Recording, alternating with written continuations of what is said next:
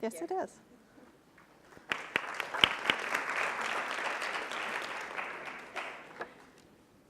Thank you. It's a great honor to be here in the United Nations headquarters representing Mary Kay as we officially signed the Women's Empowerment Principles and represent our enthusiastic and unwavering support for gender equality around the world. And in doing so, I honor our founder, Mary Kay Ash, who created her company 55 years ago for the sole purpose of enriching women's lives through entrepreneurship and giving them pathways to financial stability and independence. She was truly ahead of her time, and I know if she were here, she would be so proud of her company. So thank you for this opportunity.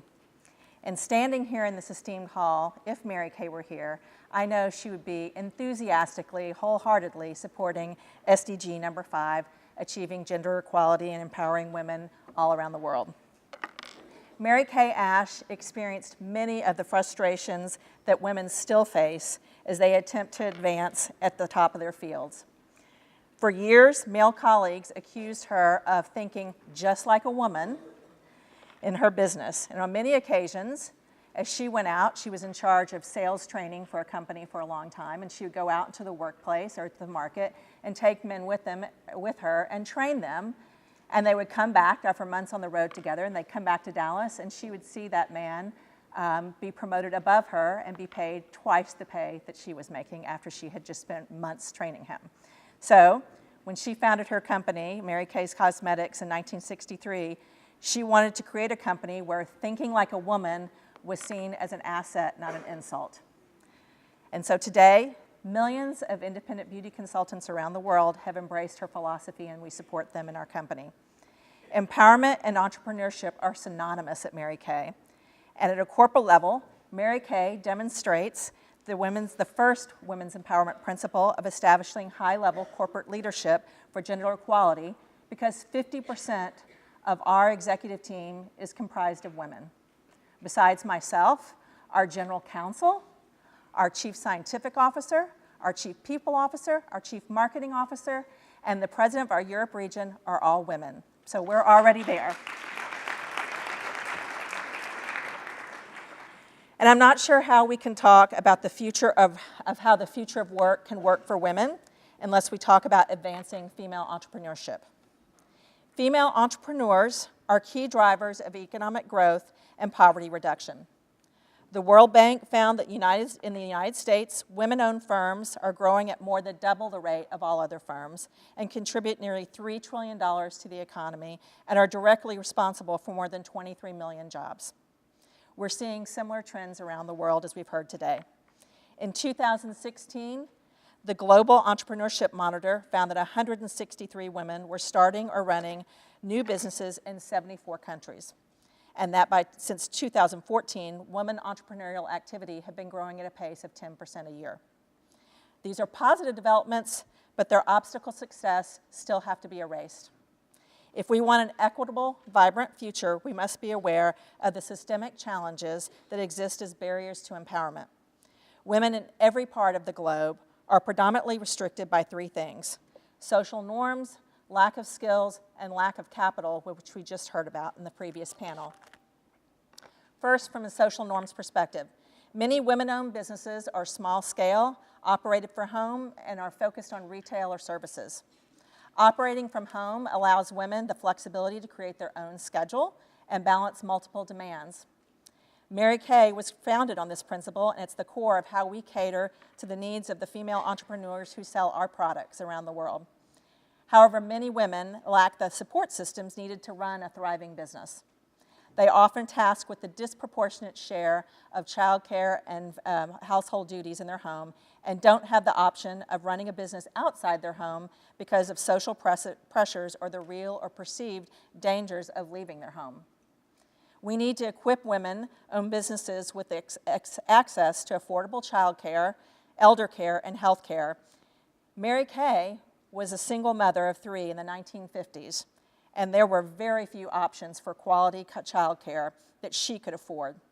So she had to have a network of family and friends step in when she needed them most, but that option is not available to people on a wide-scale basis. In order to make the future more hospitable for women-owned businesses, we have to educate local communities on the benefits of women at work and advocate for government policies that create favorable conditions for female entrepreneurs. Second, lack of access of training and skills.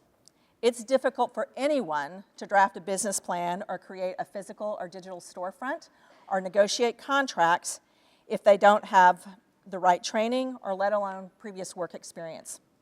But it is even more difficult when in this field to be challenging if you do not have access to those skills and if you do not have financial literacy or just basic literacy. What's astounding in 2019 in UNESCO's finding that women still account for 2/3 of the 750 million adults around the world without basic literacy skills. This is a fundamental disadvantage and automatically deprives women of the capacity to control all aspects of their businesses. But there are reasons to be hopeful. Thanks to the activism galvanized by the Millennium Development Goals and now the Sustainable Development Goals, women have access to primary and secondary school education. But unfortunately, they're still getting left behind when it comes to higher education, vocational and technical skills training. We see an opportunity to create more pathways for these girls, ones that lead to entrepreneurship as a means for economic security and personal empowerment. We know there's a growing digital divide, and technology, which is so critical to new businesses, is often inaccessible for women who can't afford it or can only connect to the internet in unsafe public spaces. Bridging that gap by increasing digital literacy and access will allow women to learn more and be confident and connected as entrepreneurs. Women across the United States and from across the U.S. to sub-Saharan Africa face the issues of access to capital, which we just heard about in this panel. The keepers of the key to finance are often men and tend to support entrepreneurs who look like themselves. As a result, women often have to fight even harder to get the capital they need. Generally, women have less access to bank accounts in their own name. Many female entrepreneurs, especially in developing countries, dip into their own life savings or get loans from family and friends. And this limits their ability to make long-term investments and build sustainable enterprises. Financial barriers are often written into the law, and many governments do not grant equal rights for women to opening a bank account, getting a job without permission, and owning or inheriting property. So what can we do? We can be forthright about these conditions that women entrepreneurs face, but we can't accept them as they are. We must challenge the status quo. Entrepreneurship grants a woman the ability to set her own goals, and what could be more empowering than that? To make the future of work for women, we need to create support systems for women to access health care, child care, and elder care, close the digital gap and increase women's access to technology and education, and connect women-owned enterprises to new sources of finance. Our company has always been believers in women's potential. The whole world benefits when women are connected to markets and gain status to their communities.